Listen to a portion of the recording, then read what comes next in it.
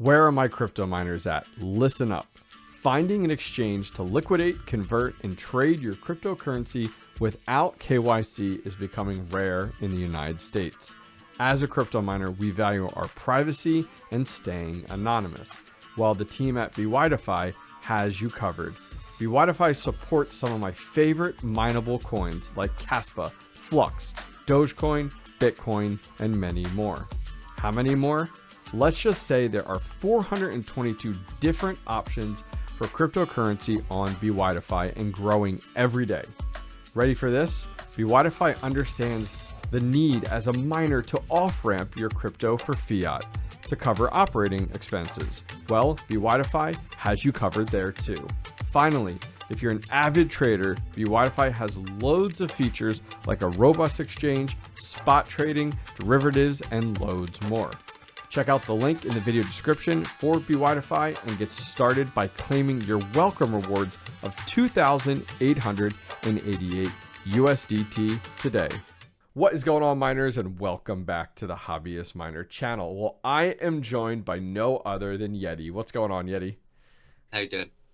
So guys, with everything going on with Dynex right now, there's a lot of hype around the project, and I thought, well, let's get on a guy who I know can speak not only at the simple level where I'm at, but also at the more technical level to help us understand what makes Dynex so different. So, 𝐿𝐿𝐽, are you ready to jump in? Sure. So, Dynex, let's think about it here. You know, right away when you think about a cryptocurrency, or at least proof of work, you know, ones that we mine, you know, we think of one mechanic. But I think we've learned pretty quickly that Dynex isn't the norm. It's actually this weird kind of hybrid. So kind of explain to my audience a little bit, you know, is Dynex proof of work? Is it proof of useful work? Or is it this weird in between? How exactly does this work? Okay, so the easiest analogy would be that it is a hybrid. It's they call it entwined. The easiest way to describe it would be a hybrid. So it's 5% proof of work and 95% proof of useful work. Okay. That's a great way to look at it. But it runs together. It doesn't run independently. It runs both at the same time. Interesting. So it's a project that operates, you know, it's not from us, from a GPU miner side, we're not seeing something that like stops and pivots, like at least from our rig side, but lo and behold, it's actually doing two things at once, which I think is genius from the factor of like everything we've seen in the scene right now. You know, proof of useful work is very much this new term. It's a new buzzy term that projects are trying to get into in that regard. So as a GPU miner, you know, how does that look for us? You know, we set up our rig on Dynex. We're using Hive. What is going on in the background from the Dynex side where it works over here and then somehow it goes ahead and now it's using useful work, which is totally different than just, hey, I'm crypto mining? Sure. So the easiest way to describe it would be all the time you're mining, you're still eligible for proof of useful work. From a miner's perspective, there is nothing other than you needing to put it on their network and allow them access to your GPU hardware. So from a miner's perspective, I would actually say it's a lot easier to understand what Dynex is doing than perhaps others, right? Because they're going to be doing it as a split method. So they have their proof of work and then their proof of useful work, and it flips and flops between when it needs to. Well, Dynex is quite unique in the way that it doesn't need to flip-flop. It's able to continue mining with that 5% of your GPU hardware, like raw power of a single GPU, while taking the other 95% to use for useful work. So it's quite unique. Yeah, so traditionally when we hear proof of useful work, you know, things that come to mind for me is like Vast or Flux's project that's currently under development too. And everything we've seen there with those projects is like these monstrous, beefy, I don't want to say supercomputers, but these high-end machines. And I think what makes Dynex so attractive to traditional GPU miners like myself is we can use plain Jane mining rigs and to participate. And why is that? What makes Dynex so special that we can do such a thing and not have to go ahead and reinvest additional capital into our rigs? Sure. You're right. The barrier to entry about Dynex is super interesting, right?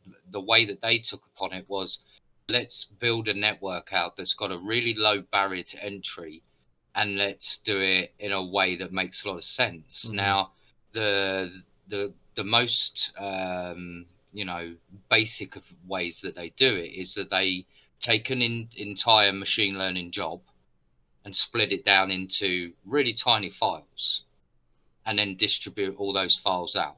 And then, because they're obviously got this huge network of GPU hardware that's not on their network right now, they're able to just say, oh, I'll take 1,000 workers and send all of that one job file out, but 1,000 pieces of it.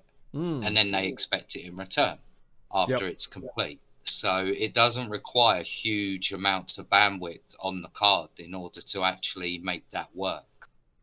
Yeah, so also I think something a little different too with it is everything I've seen too is like, explain a little bit. I've learned briefly by watching some of Chump Change's streams with you and some of the other ones that you've been on that are super detailed. So those folks that are watching mine, if you want a really long detailed information, go over to Chump Change channel, check out, he did a video with Yeti, but explain a little bit about how it works with the VRAM, and how that's actually part of the secret sauce, we'll call it, with Dynex. Sure. So they break the VRAM up into what they call Dynex chips. Okay. Those are, take all of your RAM and then split it up into so many chips. Okay. They have a really complex formula that works out the number of chips based on how hard you can compute. And there's varying factors of what can determine more compute chips than others. So, for example, HBM and high bandwidth memory, that would be one. High bandwidth on the PCI Express bus, again, would affect it as well. But fundamentally, it just splits up your VRAM into a lot more than just one chip or 8 in, if you were talking like, you know, say an 8 gig GPU or something like that. So in the thought pattern of like looking at some of these other projects, like let's say Vast and things like that, you know, you're downloading a lot, you know, that is running on that machine and for that project and stuff like that. And then you're kind of doing that. Whereas it seems like, and I am naive, I don't know, but it seems like with Dynex, you're just doing a small part of a bigger project. Is that correct? You're not doing the whole thing. You're just doing one. Is it like one amount of compute, or what is that doing exactly? So theirs is to do with how they call steps, and that is number of integration steps. So how long an integration step is based on how complex the code is, right? So a more complex piece of AI code or machine learning process would be, you know, one integration step might be 50 to 60 seconds. But on a really hard, heavy piece of code, it might be 2-3 minutes long. So it really depends, but one integration step is how they determine how much compute they need. So two things I want to hit on before we wrap things up is what we're used to seeing as GPU miners regarding a stratum versus a Mallob, and then also a reward system. So new to me when I started mining Dynex was the fact that, you know, we had this stratum, what we normally would, with a variety of different pools out there. And then we had this extra config piece called the Mallob. And so how the Mallob piece, how does that come into this? Because traditionally, you know, your stratum is your proof of work. And I assume the Mallob, that is your proof of useful work piece, or how does that work together? So that's their job distribution system. The Mallob was always, I'd say, intended to probably be a short-term stop. Till they got their understanding around how to integrate POUW into the stratum itself. And that is actually ongoing right now. They're putting the Mallob within the stratum protocols, meaning that Mallob will just disappear very soon. Now it still exists, though, like the job manager, we'll call it, still exists. but that Yeah. direction, you're mining to the stratum, and then the stratum's the pool, and then from there, the pool's part of that. Is it the pool that's handing you those jobs then, or what is handing you those jobs then with that new process? So when a job is created and sent out to the Dynex network, it comes from Dynex's centralized job processor. Okay. It then gets distributed to all Mallobs, which is currently within the pool structure. And then obviously once the Mallob goes away, it'll just be integrated into the stratum process. So completely eliminating the need to have a ton of Mallobs in there in case you're knocked off one, you can fail over to another. All that goes away because it'll then be wholly integrated into the pools. Wow. Okay. So then let's talk about rewards a little bit, because I know the reward structure with Dynex has changed and is continuing to change. So let's talk a little bit about where it was and where it is now. Regarding how that reward structure is around the proof of useful work side, because traditionally with proof of work, my audience understands it comes down to the hash rate that you're providing to the pool, you're getting paid out at it. But how does that look for the proof of useful work side? So they've got two different types, and that's where it gets a little bit tricky, because people think that it's the same process for all. But so Dynex has two types of job style. One is called SAT solving. Okay. It's a very common process in machine learning. SAT solvers take a really complex set of variables, squeeze it down to this much, and then validate that it's correct. Okay. Right? Or it could be a SAT solver from the other way. Is the answer. Now find me the equation that actually gave you that answer. They also have max SAT, but that's just a derivative of SAT solving. So I guess pretty similar, but the rewards for SAT solving are very different on Dynex. So a machine learning job, think of it like a culmination of everyone. Your contribution pays you. Yeah. Okay. So that would be like your traditional pool mining. Right. Let's take it from an analogy of a pool, right? Machine learning jobs are done as if you're a contributing factor, right? So everyone who contributes to that machine learning job will get something for it, right? If you were to be the last person to solve the SAT problem, then as you would gain the whole pot. Wow. So okay. It's more like solo mining versus pool mining at that point. Very similar. So with that, does that reward, is that the methodology they're looking at as time goes on with proof of useful work, where it really comes down to the individual that solves it? Or is there any thought, have you heard anything regarding like equal distribution for those that participated? Or on the SAT solving jobs, I think they're planning on leaving it like a bit of a lottery. Okay. They're going to be more your long-term jobs. SAT solving problems can take months, if not years.